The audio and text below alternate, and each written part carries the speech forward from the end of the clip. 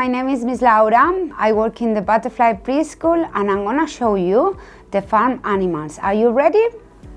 Right. First, this is the grass.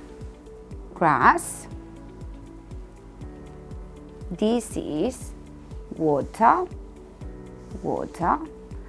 And this is mud. Have you been in the farm? What animals could you see in there? I went the other day and I saw a cow. The cow lives in the grass.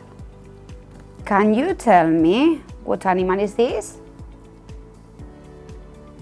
Well done! This is a duck, and it lives in the water. What animal is this? Do you know? This is a pig and lives in the mud. Well done! Next one is, you got it! This is a horse, lives in the grass.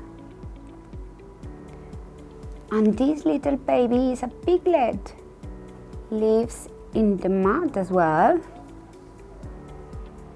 What about this? Do you know what animal is that? That's a frog, goes in the water.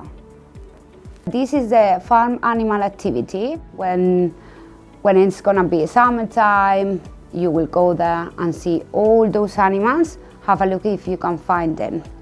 I hope you like it. Bye.